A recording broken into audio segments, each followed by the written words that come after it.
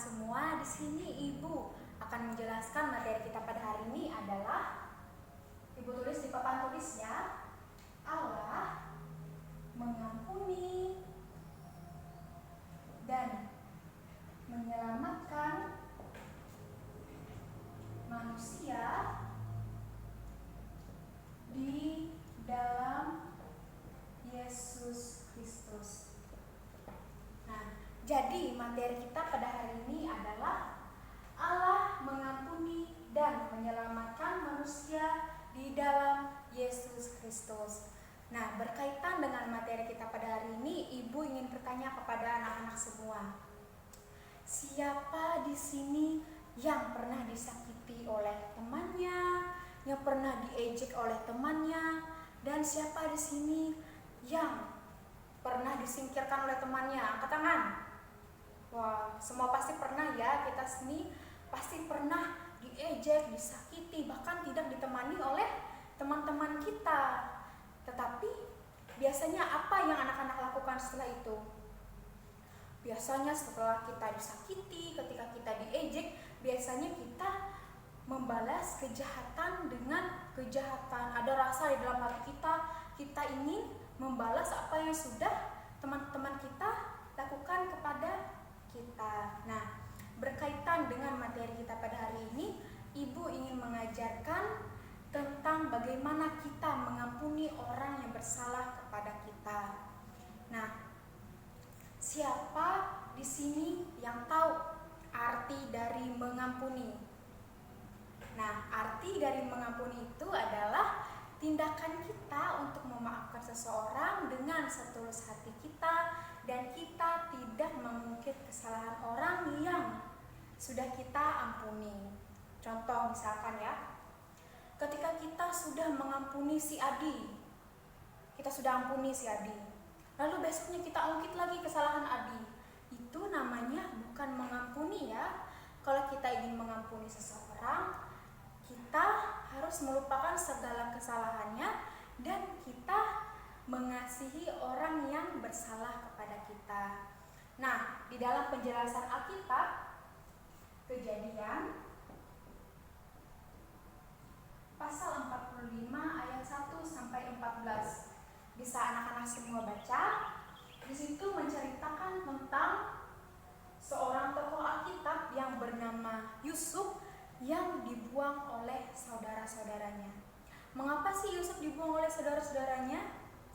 Karena ayah Yusuf ini sangat mengasihi Yusuf, sangat sayang sekali kepada Yusuf, sehingga saudara-saudara Yusuf ini merasa cemburu, merasa iri hati kepada Yusuf ini. Lalu saudara-saudaranya merencanakan sebuah rencana untuk bagaimana cara mereka menghilangkan si Yusuf ini, yaitu dengan membuang Yusuf ke tanah Mesir. Apakah perbuatan saudara Yusuf itu baik atau benar, anak-anak? Jahat ya. Apa yang dilakukan oleh saudara-saudara Yusuf itu sangat jahat, karena mereka ingin menyingkirkan Yusuf dari keluarga mereka. Lalu mereka buang Yusuf ini ke tanah Mesir sebagai budak. Nah, tapi karena baiknya Tuhan, karena baiknya Allah, sehingga Yusuf yang awalnya ini menjadi budak, maka diangkat sebagai pemimpin di tanah Mesir.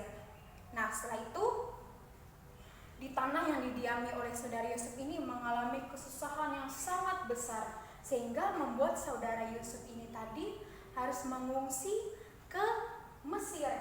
Lalu saudara Yusuf ini kaget. Karena apa?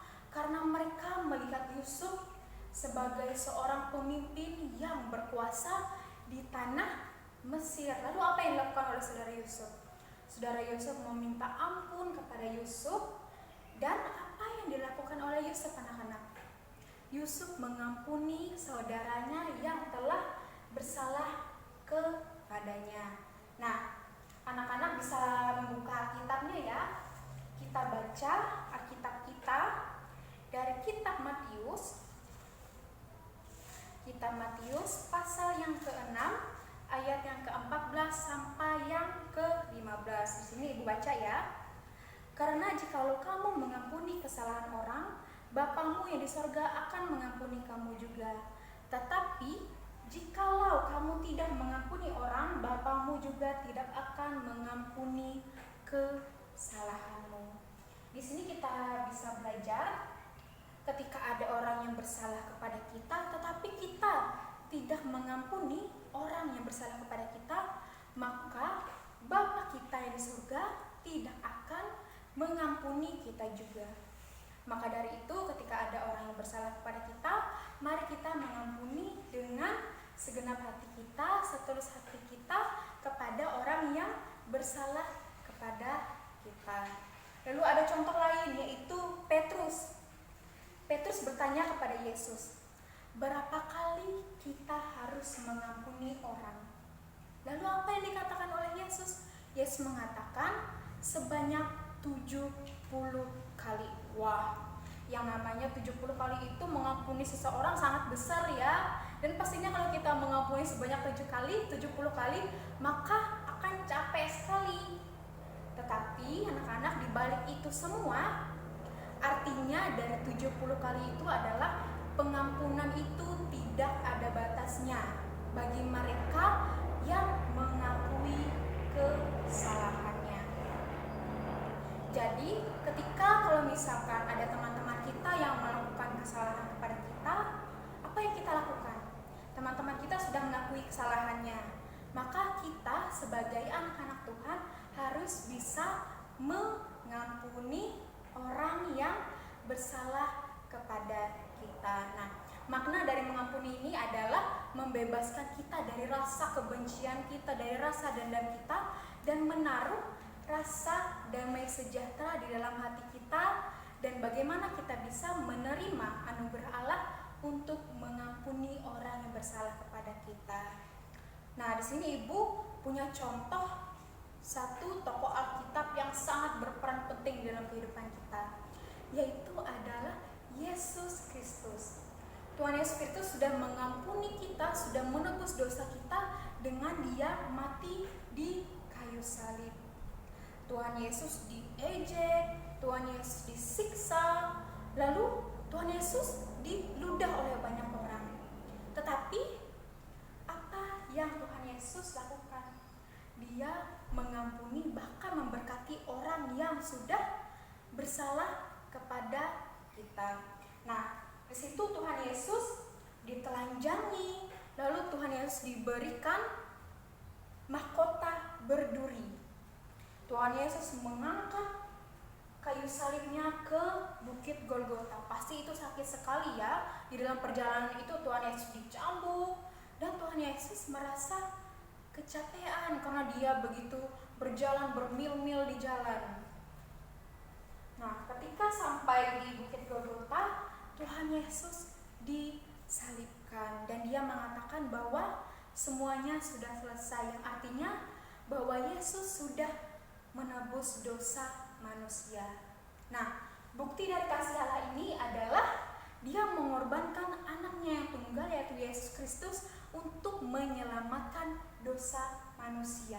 Nah, maka dari itu kita sebagai anak-anak Allah harus bisa juga mencontohi Yesus yang sudah mengampuni orang yang bersalah kepada Dia.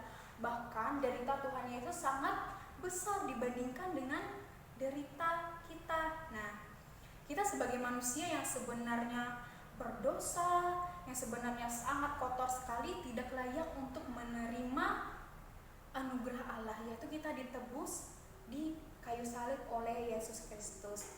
Tetapi anak-anak semua, karena kasih Allah yang sangat begitu besar, maka kita dikasihani, kita dikasihi, dan kita ditebus oleh Yesus Kristus sebagai bukti bahwa kita ditebus dengan darahnya yang sangat mahal. Maka dari itu Allah mengaruniakan anaknya yang tunggal untuk menggenapi karya keselamatannya, yaitu melalui Yesus Kristus. Nah, maka dari itu pembelajaran hari kita hari ini adalah bagaimana cara kita mengampuni dan bagaimana cara kita meneladani tokoh-tokoh Alkitab yang sudah Ibu ceritakan tadi, mulai dari Yusuf yang sudah dibuang oleh saudara-saudaranya, Dan contoh yang sangat besar berperan penting dalam kehidupan kita adalah contoh dari Yesus Kristus yang rela mati di kayu salib untuk menebus dosa kita.